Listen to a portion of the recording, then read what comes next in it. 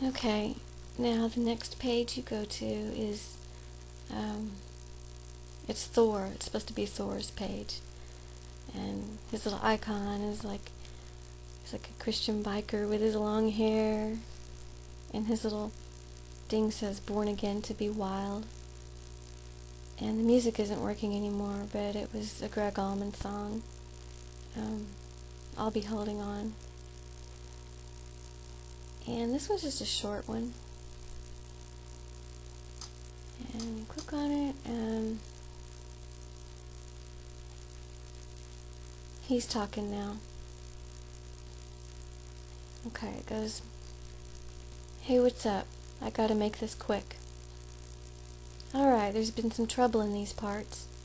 Everything's destroyed. So much has happened in one day, it's hard to keep up with it all. But I'm gonna try to tell you everything. Then I must be getting on. For starters, Harry, Gladys, and a few inmates are on their way to the east as we speak, on the sea. Seems they made their own boat, but I'll get to that in a minute. It all started earlier today, after the quake. I was walking around, surveying the damage, when this old scraggly mutt comes running up to me. He had a wadded-up piece of paper in his mouth. I managed to read it. It was a note from Gladys, telling me to come help them. They were trapped under some rubble in the county jail.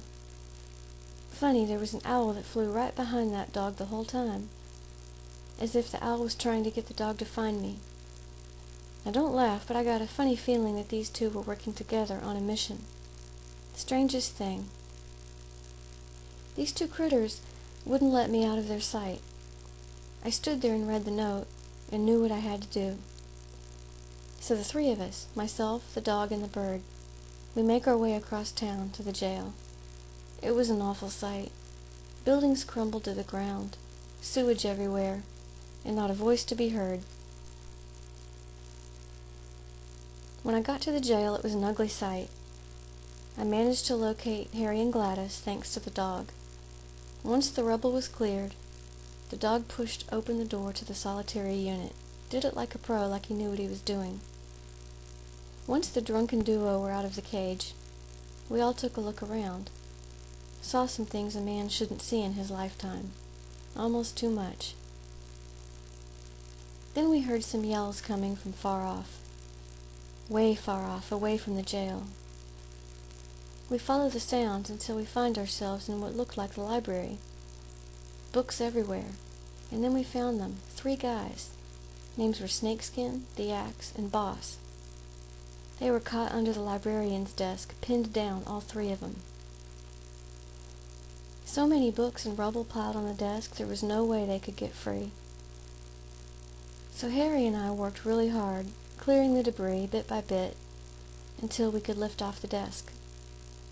Seems that they had escaped the county jail right before the quake. Something about a list that they could put their names on to get lady friends. Said Harry was an inspiration to them. I don't know what all that silly talk was about. Those guys must have been without air just a little too long. Anyway, there were lots of poor souls who were in need of a proper burial, everywhere. Nobody knew what to do or where to begin until Harry got a look on his face, like the full moon on a clear night, shining brighter than ever. He said, "We ain't gonna bury nobody till they all had proper autopsies." I told him that was the dumbest idea ever and totally pointless, but he insisted. Said that this was his moment, something he'd been prepared for, that he was the man for the job without a doubt. So Gladys, the inmates, and I, we stood and watched Harry as he did a thorough exam on each and every body that was found within a 1-mile radius. I had to put a limit on it. Harry wanted to do the whole county, but we have to fend for ourselves too, you know. He then typed up full and detailed reports on each one. As I stood there and watched this, I said to Gladys, "He sure does know what he's doing." The old lady blushed like she was all overcome with admiration for Harry. She told me, "Thor, that's what I love about him. He's a practical man, and he knows what to do in a crisis situation. That's so hot it makes my heart beat faster than a hummingbird on crack." So finally Harry finished up his duty. We all stood around, wondering what to do next. We sat and thought about everything, and the gang decided the only thing to do was leave town. Start over someplace fresh. Gladys said something about wanting to travel to the east. Seeing as how nobody had any better idea, it was agreed. Snakeskin said, "How are we going to get there, Harry?" Harry stood there and he thought, and then... Oh, I gotta make this quick. I'm running out of time here. I'll just tell you what they did. They took the solitary unit and affixed big pieces of sheetrock to it. They covered the whole thing in bed sheets and took an orange jumpsuit and turned it into a flag. They created a boat. We chained it up to the back of my bike and hauled it off to the river, the big river that leads to the ocean. You know the one I'm talking about. Last I seen them, they were waving goodbye to me. Harry shouted out, "It all works out, Thor, it all works out in the end." I watched as the gang set sail. The dog and the owl rode on top, and I heard a faint harmonica tune in the breeze.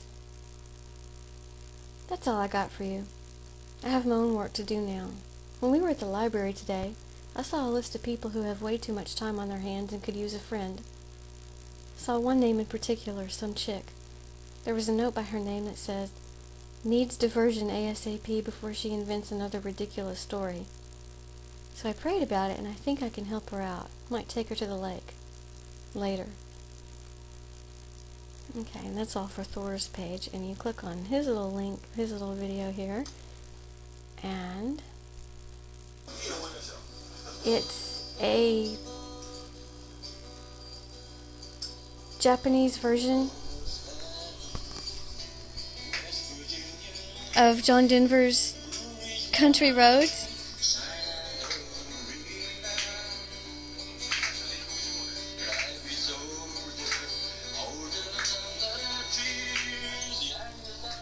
I love that video. I'm gonna have to give it a rating right quick. I give it 5 stars. Awesome.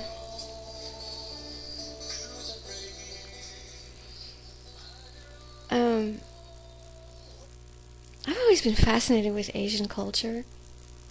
I've always thought that deep down, really, I'm not really a white woman in America. Deep down, I'm an old Chinese man living in a little cave carved out on the side of a mountain. And I do things all day like make candles and tea, and I write on scrolls of paper, and I communicate, like I'm into falconry, you know, and I've got like messenger birds, and I just think Asian people are so, they're just like so, I don't know, man, they're so smart, but they're like smart in a really cool way. They're not nerdy smart. They're, I don't know. I think if I could choose my race, I'd probably choose to be Asian. But then again, maybe not, because they're all so into technology and stuff, and that would like really bore me to death. Okay, that's all for this one.